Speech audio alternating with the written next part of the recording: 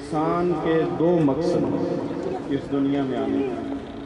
پہلا مقصد یہ ہے کہ وَمَا خَلَقْتُ الْجِنَّ وَالْإِنسَ إِلَّا لِيَعْبُدُونِ يَا أَيُّهَا الَّذِينَ آمَنُوا أَطِيعُوا اللَّهَ وَأَطِيعُوا الرَّسُولَ وَمَن يُطِعِ الرَّسُولَ فَقَدْ أَطَاعَ اللَّهَ، کہ ہم اللہ اور اس کے رسول کی اطاعت کریں، اللہ کی عبادت کریں، یہ ہمارا مقصد ہے انسان۔ دوسرا مقصد ہے وَيُؤْثِرُونَ عَلَىٰ أَنفُسِهِمْ وَلَوْ كَانَ بِهِمْ خَصَاصَةٌ، کہ جو قرآن نے تعریف کی ہے نا کہ میرے کچھ بندے ایسے بھی ہیں جو خود بھوکے رہتے ہیں اور لوگوں کو کھانا کھلاتے ہیں۔ جو قرآن نے تعریف کی ہے ان الابرار یشربون من کاس کان مزاجها کافورا عین یشرب بها عباد اللہ یفجرونها تفجیرا یوفون بالنذر ویخافون یوما کان شرہ مستطیرا، اور تعریف کی ہے ویطعمون الطعام علی حبہ مسکینا ویتیما واسیرا۔ یہ ہے اصل مقصد ہمارا۔ تو عبادات ہماری کچھ نظر آتی ہیں، 20% 30% مسلمان کی عبادت کرتے ہیں، مساجد کے اندر اکٹھے ہوتے ہیں، لیکن جو خدمت کا جذبہ ہے جس کا قرآن نے اور احادیث میں بہت زیادہ زور دیا گیا، وہ بالکل نظر نہیں آتا۔ خدمت کا جذبہ دھندلا سا گیا ہے۔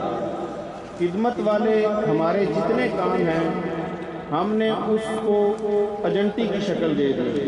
جو کام ہم کرتے تھے ایک دوسرے کی خدمت کے لیے، ایک دوسرے کے کام آنے کے لیے، جو ہمیں درس دیا گیا اللہ کے محبوب علیہ السلام نے، جو صحابہ کی تربیت فرمائی کہ کس طرح ایک دوسرے کے کام آئے، تو وہ جذبہ ہمارے اندر بالکل دھندلا سا ہو گیا۔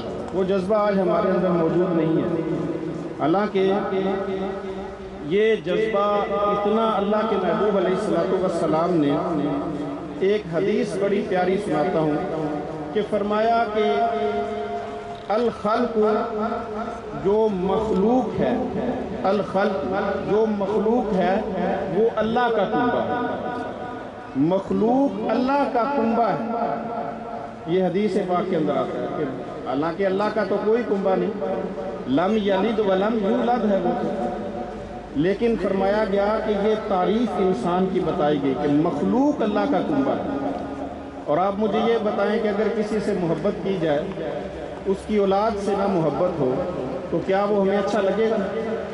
اگر کسی شخص سے ہم محبت کرتے ہیں لیکن اس کی اولاد سے نفرت کرتے ہیں، تو اس شخص کو ہم کیسے کہہ سکتے ہیں اور وہ شخص ہم سے کیسے محبت کر سکتا ہے؟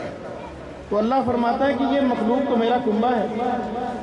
اسی لیے تو مسلم شریف بہت ساری احادیث میں آیا اور بڑی ایک عجیب و غریب اس میں بات بیان کی گئی۔ فرمایا گیا کہ قیامت کے دن اللہ پوچھے گا بندے سے، کیا بندے میں بیمار تھا تو میری عیادت کے لیے نہیں آیا، میں بھوکا تھا تو نے مجھے کھانا نہیں کھلایا؟ اللہ تو خود کھانا کھلاتا ہے سب کو، وہ تو خود رزق دیتا ہے سب کو، وہ تو بھوک سے پاک ہے، وہ تو پیاس سے پاک ہے۔ تو اللہ قیامت کے دن بندے سے پوچھے گا کہ میں بھوکا تھا تو نے مجھے کھانا نہیں کھلایا، میں پیاسا تھا تو نے مجھے پانی نہیں پلایا، میں ننگا تھا تو نے مجھے کپڑا بھی نہیں دیا۔ یہ الفاظ موجود ہیں۔ تو یہ کس انداز میں الفاظ بیان کیے گئے؟ یہ اس انداز میں الفاظ بیان کیے گئے کہ اللہ رب العزت کا مقصد بیان کرنے کا یہ ہے کہ میرا فلاں بندہ بھوکا تھا تو نے اس کو کھانا کیوں نہیں کھلایا، میرا فلاں بندہ پیاسا تھا تو نے اس کو پانی کیوں نہیں پلایا، میرے فلاں بندے کو کپڑوں کی ضرورت تھی تو تو نے اس کو کپڑے کیوں نہیں لے کے دیے، تمہارے اندر تو استطاعت تھی۔ تو یہ اس حدیث کا مقصد ہے کہ اللہ نے فرمایا کہ جو مخلوق ہے یہ میرا کنبہ ہے۔ تو اسی لیے سرکار نے ایسی تربیت اپنے صحابہ کی فرمائی، ایسی تربیت فرمائی اور صحابہ کے اندر محبت کا ایسا جذبہ پیدا کیا۔ آج ہمارے اندر تو جذبہ موجود ہی نہیں، لیکن صحابہ کے اندر جذبہ سرکار نے اس طرح پیدا فرمایا کہ حضرت جابر رضی اللہ تعالیٰ عنہ، آپ کے والد حضرت عبداللہ جو احد میں شہید ہو گئے، اور آپ کے ذمے 10 بہنوں کا خرچہ بھی تھا اور مالی حالات بھی کافی ڈاؤن تھے، اور حضرت جابر رضی اللہ تعالیٰ عنہ وہ شخص ہیں کہ جب آپ کے والد شہید ہوئے نا احد کے اندر، تو آپ بڑے پریشان رہنے لگے کیونکہ احد کے میدان میں جب شہید کیا گیا آپ کے والد کو تو انہوں نے ٹکڑے ٹکڑے کیے، اعضاء کاٹ دیے۔ تو حضرت جابر رضی اللہ تعالیٰ کو بڑے پریشان رہتے تھے کہ میرے والد کو اتنی بے دردی کے ساتھ شہید کیا گیا۔ تو ایک دفعہ سرکار نے پوچھ لیا کہ جابر تو بڑا پریشان رہتا ہے، کیا بات ہے؟ حضرت جابر عرض کرنے لگے یا رسول اللہ میں اپنے والد کی وہ حالت جب دیکھتا ہوں نا کہ کس طرح شہید کیا گیا تو میں پریشان ہو جاتا ہوں۔ تو آپ نے فرمایا جابر پریشان ہونے کی کوئی ضرورت نہیں ہے، اللہ نے جس کے ساتھ بھی زندگی میں کلام کیا ہے نا درمیان میں ضرور پردے میں رہ کے اللہ نے دوسروں کے ساتھ بیان کیا ہے، گفتگو کی ہے، جتنوں کے ساتھ بھی کی ہے، لیکن تیرا والد وہ شخص واحد ہے کہ جس کو اللہ نے سارے پردے ہٹا کے سامنے بٹھا کے دیا، تو کیوں پریشان رہتا ہے؟ تو وہ حضرت جابر رضی اللہ تعالیٰ عنہ، حضرت جابر رضی اللہ تعالیٰ عنہ 10 ہمشیرہ بھی تھی تو خرچہ بھی تھا، مالی حالات بھی ڈاؤن تھے۔ تو آقا کریم علیہ السلام ایک دفعہ غزوے سے آ رہے تھے، تو آپ نے حضرت جابر رضی اللہ تعالیٰ نے تو اونٹ دیکھا، بڑا اونٹ کمزور، دبلا پتلا، کمزور، بیمار۔ تو آپ نے فرمایا جابر تیرا اونٹ کہاں ہے؟ کہا یا رسول اللہ یہ ہے۔ تو آپ نے اس اونٹ کو تھپکی دی۔ تو اونٹ کو بھی پتہ ہے کیونکہ اللہ کے محبوب نے فرمایا جن و انس جانتے ہیں کہ میں اللہ کا رسول ہوں۔ تو اونٹ کو بھی پتہ چل گیا کہ رسول اللہ نے تھپکی دی ہے، تو وہ سب سے آگے چلا گیا، جو سب سے پیچھے تھا وہ دوڑ کے سب سے آگے چلا گیا۔ اونٹ کو تھپکی دی، وہ سب سے آگے چلا گیا۔ تو آپ نے فرمایا جابر یہ اونٹ تم مجھے بیچ دو گے؟ تو حضرت جابر رضی اللہ تعالیٰ نے عرض کیا یا رسول اللہ یہ تو آپ کے ہی ہے، میں کیا بیچوں گا، یہ پہلے ہی آپ کا ہے۔ تو آپ نے فرمایا نہیں بھائی سودا ہو، تم مجھے بیچ دو۔ تو آپ نے فرمایا 3 دینار میں تم مجھے یہ دے دے۔ تو حضرت جابر عرض کرنے لگے یا رسول اللہ اگر آپ دینے پہ آئے ہیں تو 3 دینار نہیں، میں تو 9 دینار میں آپ کو دوں گا، سرکار کی دولت ہے کون کام کرے؟ کہا میں تو 9 دینار کے دوں گا۔ سرکار نے حضرت بلال کو کہا بلال جابر کو 10 دینار دے دو، اور 10 دینار کے بدلے یہ اونٹ لے لو۔ 10 دینار دیے، اونٹ لے لیا۔ بعد میں سرکار نے فرمایا کہ جابر تو میری طرف سے ایک تحفہ قبول کرتا ہے؟ حضرت جابر نے عرض کیا یا رسول اللہ کون نہیں کرتا آپ کا تحفہ؟ آپ نے فرمایا یہی اونٹ میں نے تجھ کو تحفے میں دے دیا۔ اس طرح صحابہ کو درس دیا کہ کس طرح تعاون کیا جاتا ہے، اور پھر صحابہ کی آپس میں محبت اس انداز میں تھی جو ہمارا اصل طریقہ ہے مسلمانوں کا، جو ہمیں بتلایا گیا۔ جو سبق آج ہم بھول چکے ہیں وہ یہ ہے کہ صحابہ کے اندر ایثار اور قربانی کا جذبہ اس حد تک تھا کہ ایک صحابی نے ایک بکری ذبح کی اور انہوں نے وہ سری بکری کی اپنے دوسرے صحابی کسی کو دی کہ ضرورت مند کو کہ یہ بھی گوشت پکا لے۔ تو وہ صحابی سوچنے لگے کہ میرے پاس تو کھانے کے لیے کچھ ہے، وہ فلاں جو صحابی ہے نا اس کے پاس شاید رہا، انہوں نے وہ سری اگلے مکان میں دی، دوسرے صحابہ کو دی۔ انہوں نے بھی اپنے طور پہ یہ سوچا تیسرے نے کہ میرے پاس کھانے کے لیے آج کا دن، آج کا راشن ہے، یہ سری میں اپنے دوسرے صحابہ کو دے دوں۔ انہوں نے وہ اگلے صحابہ کو دی۔ 7 گھروں میں سے وہ چکر لگاتی ہوئی سری پھر اسی گھر میں آ گئی جنہوں نے پہلے دی۔ تو وہ دیکھ کے سری رونے لگے کہ میرے صحابہ، میرے دوستوں کے اندر اتنا اثار ہے، اتنی قربانی، اتنا جذبہ ہے کہ سب کے پاس یہ ایک دن کا راشن موجود تھا، انہوں نے سمجھا میرے دوسرے صحابہ کے پاس شاید نہ، انہوں نے اس کو دے دی، انہوں نے اگلے کو دی، انہوں نے اگلے کو دی، سب کے پاس تھی۔ تو جب اس صحابہ کے پاس پہنچی نا جنہوں نے پہلے یہ دی تھی، پھر انہوں نے کیا کیا، انہوں نے اس سری کو پکایا، پکا کے انہوں نے گوشت جو تھا اور شوربہ 7 صحابہ کے گھروں میں تقسیم کر دیا۔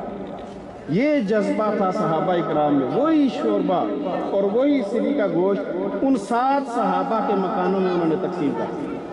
تو یہ درس دیا گیا ایثار اور قربانی کا ہمیں کہ اس انداز سے ایک دوسرے کے ساتھ محبت کرنی چاہیے۔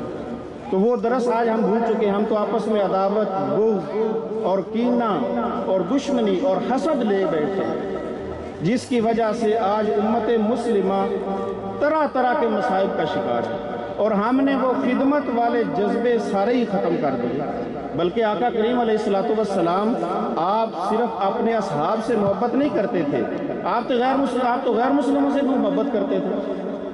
آپ کا تو یہ انداز تھا کہ حاتم طائی کی بیٹی قید میں آ گئی آپ کے پاس، تو اس کے اوپر دوپٹہ نہیں تھا، سرکار نے اپنی کملی اتار کے اس کو دے دی، اس کے اوپر دوپٹہ دے دیا۔ صحابہ نے کہا یا رسول اللہ یہ تو یہودی کی بیٹی ہے، تو آپ نے فرمایا کافر کی بیٹی ہے، بیٹی تو ہے نا، بے شک یہ کافر کی ہے لیکن ہے تو بیٹی نا۔ سرکار نے اپنی چادر اتار کے اسے دی، آپ نے فرمایا تو میری طرف سے آزاد ہے، اگر تو خود گھر جانا چاہے تو جا سکتی ہے، اگر میں بھیجنا چاہوں تو بااعتماد لوگوں کے ساتھ تمہیں گھر پہنچا دوں۔ تو جب وہ حاتم طائی کی بیٹی اپنے گھر گئی نا، تو اپنے عدی بن حاتم جو اس کا بھائی تھا، جو بعد میں صحابی بنے، تو وہ جا کے کہنے لگی تم بھولے ہوئے ہو، کہاں بھٹکتے پھر رہے ہو، جاؤ مدینے میں اس نبی کا کلمہ پڑھو جو کافر کی بیٹی سے اتنی محبت کرتا ہے، مسلمان کی بیٹی سے کتنی کرے گا۔ یہ انداز صحابہ نے ہمیں سکھایا، یہ اظہار تھا جو اللہ کے محبوب نے ایک پورا اخلاق کا ایک چیپٹر جو ہمیں دیا، اور صحابہ کے اندر وہ جذبہ موجود تھا جو ہمارے اندر بھی ہونا چاہیے، یہ اظہار کا جذبہ ہونا چاہیے، یہ ہمیں سبق دیا گیا۔ بلکہ یہ تو کافر کی بیٹی ہے نا۔ ایک جانور کا میں واقعہ سناتا ہوں کہ ایک دفعہ آپ لشکر 10,000 کا لشکر، فتح مکہ سے پہلے سرکار جا رہے تھے، 10,000 کا لشکر تھا، تو جب آپ نے دیکھا نا سامنے، تو ایک کتیا اپنے بچے کو دودھ پلا رہی ہے، تو سرکار نے ایک صحابی کو بلایا، آپ نے فرمایا آ جا ادھر میرے پاس۔ صحابی آئے، آپ نے فرمایا اس کتیا کی رکھوالی کا، اس کا پہرا دے، ایسے کھڑا ہو جا سامنے، ایسے اس کا پہرا دے، 10,000 کا لشکر ہے، کہیں اس کے بچے رون نہ ڈالیں۔ تو وہ صحابی اتنی دیر تک کھڑے رہے جتنی دیر تک 10,000 کا لشکر چلا نہیں گیا، ایک کتیا کی حفاظت کی۔ یہ ہمارا دین ہے کہ جو دین ایک جانور کی اتنی تعظیم کرتا ہے، وہ دہشت گردی کا سبب کہاں سے دے گا جی؟ اس دین کے اندر ٹیرورسٹ کہاں سے؟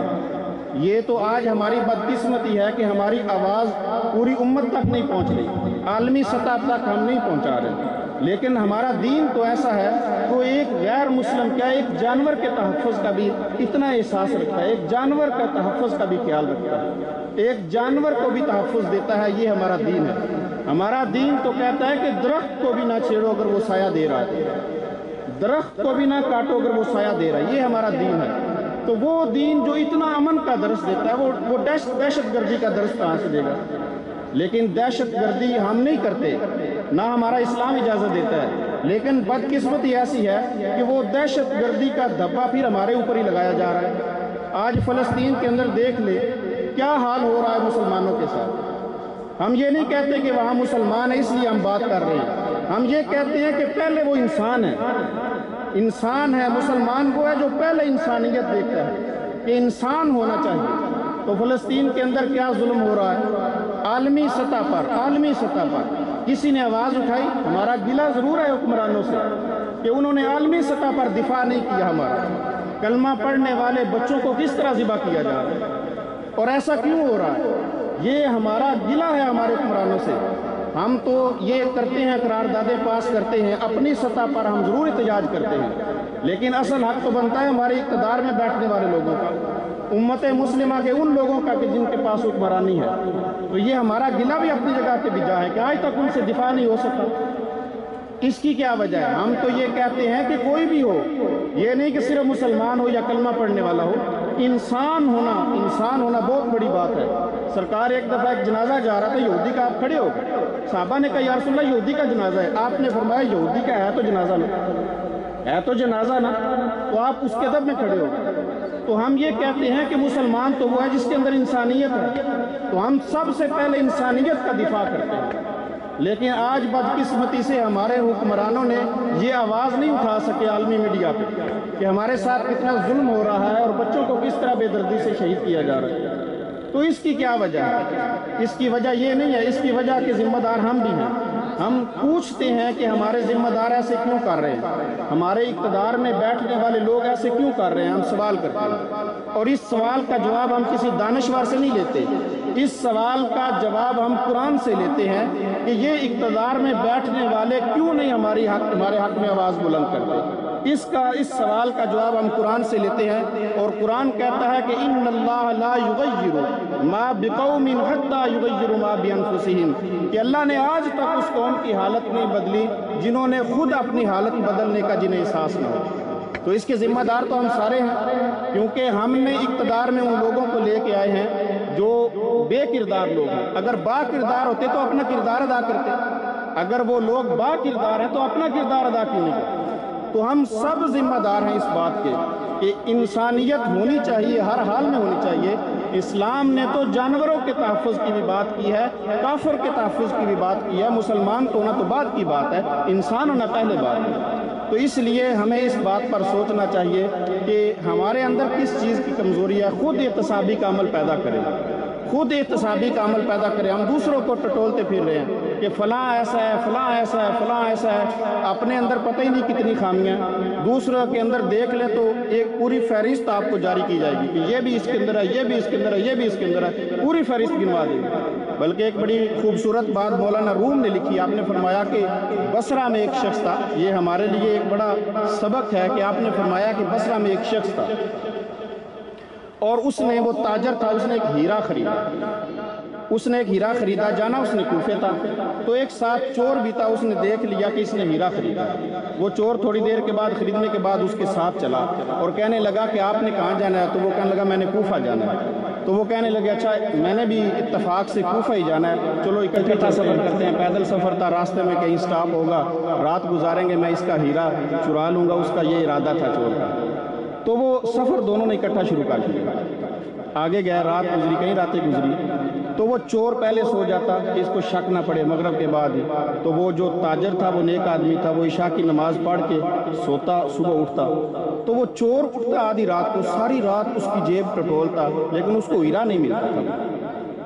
آخر 3 4 5 دن سفر کرتے کرتے کوفہ آ گیا، تو اس چور نے ہاتھ باندھا، اس نے کہا اللہ واسطے میں تو چور تھا یار، میں تو تیرا ہیرا چرانا چاہتا تھا، تو مجھے یہ بتا تو ہیرا کہاں چھپاتا تھا؟ ساری رات میں تیری جیبیں بھی ٹٹولتا، تیرا سامان بھی ٹٹولتا، تو کہاں ہیرا چھپاتا تھا؟ تو وہ کہنے لگا کہ بات اصل میں یہ تھی کہ تو میری جو ہے نا جیبیں وہ ٹٹولتا تھا، میں رات کو ایسے کرتا تھا نماز پڑھ کے نا، تو وہ ہیرا تیری جیب میں ڈال دیتا تھا اور خود بے فکر ہو کے سو جاتا تھا۔